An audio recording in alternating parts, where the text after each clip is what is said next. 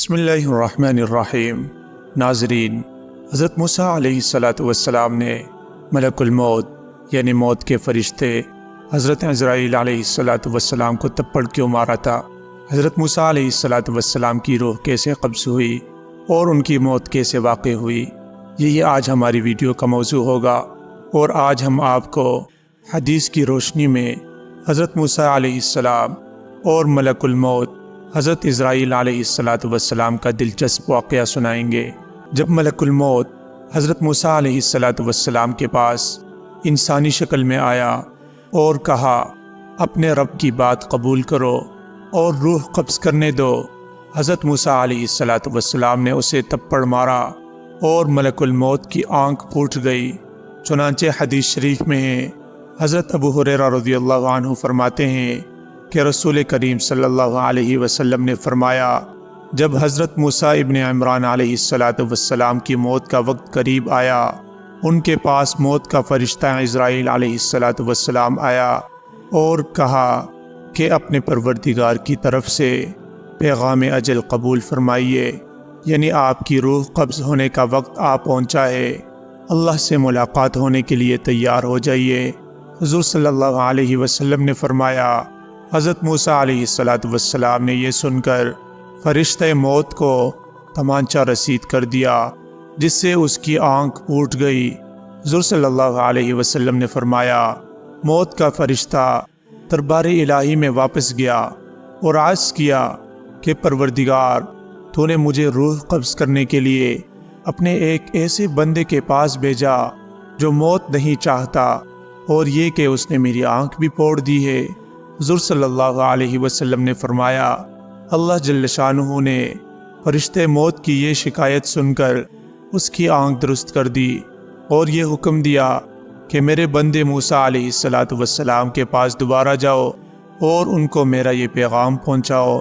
کہ کیا تم طویل زندگی چاہتے ہو؟ اگر تم لمبی زندگی چاہتے ہو تو کسی بیل کی کمر پر اپنا ہاتھ یا دونوں ہاتھ رکھ دو، تمہارے اس ہاتھ یا دونوں ہاتھوں کے نیچے جتنے بال آ جائیں گے، ان میں سے ہر ایک بال کے عوض تمہاری زندگی میں ایک سال کا اضافہ ہو جائے گا۔ فرشتے نے دوبارہ حاضر ہو کر حضرت موسیٰ علیہ السلام کو اللہ کا یہ پیغام سنایا، تو انہوں نے کہا کہ اس طویل زندگی کا بھی آخری نتیجہ موت ہی ہے، تو پھر وہ آج ہی کیوں نہ آ جائے؟ میں اسی وقت موت کی آغوش میں جانے کے لیے تیار ہوں، لیکن میری یہ دعا ضرور ہے کہ رب کریم تدفین کے لیے مجھے ارض مقدس یعنی بیت المقدس سے قریب کر دے، اگرچہ ایک پھینکے ہوئے پتھر کے بقدر ہو۔ اس کے بعد رسول کریم صلی اللہ علیہ وسلم نے صحابہ کو مخاطب کر کے فرمایا کہ اگر میں بیت المقدس کے قریب ہوتا تو تمہیں حضرت موسیٰ علیہ السلام کی قبر کا نشان دکھا دیتا، جو ایک راستے کے کنارے پر سرخ ٹیلے کے قریب ہے۔ دوستو، ایسا کیوں ہوا؟ اس بارے میں ابن بطال رحمہ اللہ لکھتے ہیں کہ اصل میں اللہ نے فرشتے کو حضرت موسیٰ علیہ السلام کے امتحان کے لیے بھیجا تھا، نہ کہ موت کے لیے۔ امام نووی رحمہ اللہ نے اس حدیث کی شرح میں اس کی مختلف وجوہات تحریر فرمائی ہیں۔ ایک وجہ یہ بیان فرمائی کہ در حقیقت اس میں تپڑ کھانے والے فرشتے کا امتحان تھا، یعنی اللہ جل شانہ کے مقدس انبیاء کرام علیہم السلام کی روح قبض کرتے ہوئے پہلے اجازت لی جاتی ہے، یوں جا کر براہ راست روح کی حوالگی کا مطالبہ نہیں کیا جاتا، اور اللہ جس کا چاہے امتحان لیتے ہیں اور جو چاہے اپنی مخلوق میں پیدا فرما دیتے ہیں۔ ایک اور توجہ یہ بیان کی گئی ہے کہ ملک الموت جب انسانی شکل میں آیا اور اس نے روح قبض کرنے کی بات کی، تو پہل حضرت موسیٰ علیہ السلام نے اسے پہچانا ہی نہیں، اور انسان سمجھتے ہوئے اپنے دفاع میں اسے تپڑ مارا۔ اور یہ ضابطہ ہے کہ جب فرشتہ یا جن انسانی شکل میں متشکل ہو تو اس میں اتنی ہی جان ہوتی ہے جو ایک طاقتور انسان میں ہو سکتی ہے، لہٰذا ملک الموت حضرت موسیٰ علیہ السلام کے تپڑ کی تاب نہ لا سکے۔ رب کریم مجھے ارض مقدس سے قریب کر دے۔ حضرت موسیٰ علیہ السلام نے آخری وقت میں یہ دعا اس لیے کی کہ وہ بیت المقدس کے قریب دفن ہونا چاہتے تھے، اور اس زمانے میں وہی جگہ سب جگہوں سے افضل اور اشرف تھی، کیونکہ یہ انبیاء کا مدفن اور مزارات کی جگہ تھی۔ ہو سکتا ہے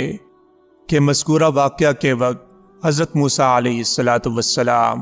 میدان تی یعنی صحرائے سینا میں ہوں گے، لہٰذا انہوں نے آخری وقت میں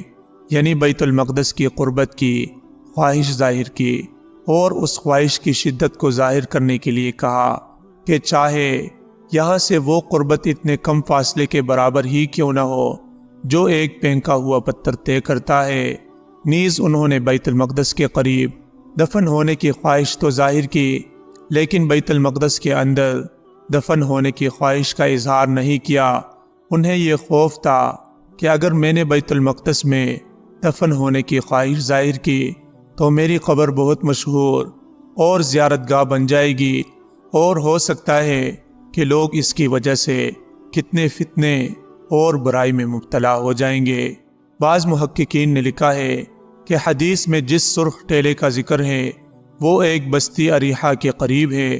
اور بستی میدان تیہ کے سب سے قریب وادی مقدس کا علاقہ ہے۔ جب حضرت موسیٰ علیہ السلام کی خدمت میں موت کا فرشتہ حاضر ہوا تو وہ انسانی شکل و صورت میں تھا۔ حضرت موسیٰ علیہ السلام اسے دیکھ کر پہچان نہ سکے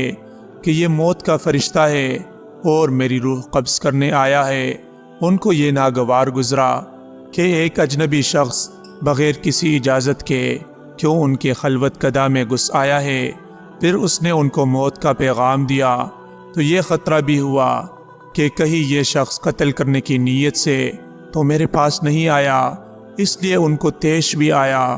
اور انہوں نے اس کے خلاف دفاعی اقدام کرنا ضرور سمجھا، چنانچہ اس کے منہ پر تماچا مار دیا۔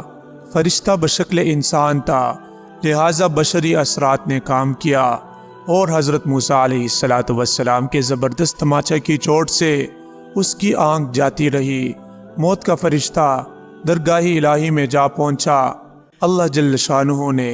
اس کو پھر ملکوتی ہیبت پر واپس کیا اور حضرت موسیٰ علیہ السلام کی خدمت میں دوبارہ بھیجا، اور اس طرح وہ اس عیب و نقصان سے بری ہوا جو بشری شکل و صورت میں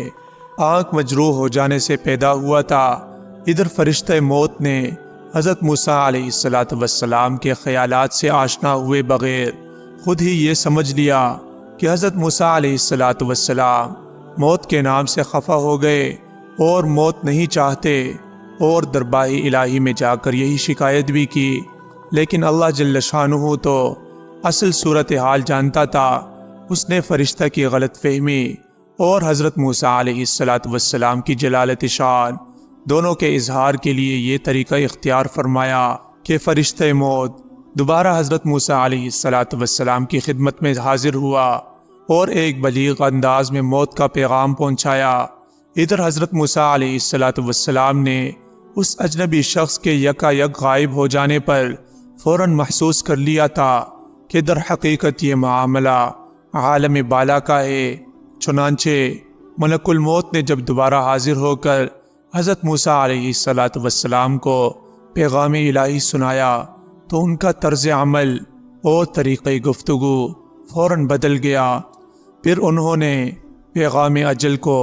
لبیک کہنے میں ذرا بھی دیر نہیں کی اور اپنے رفیق اعلیٰ سے جا ملے۔ والسلام۔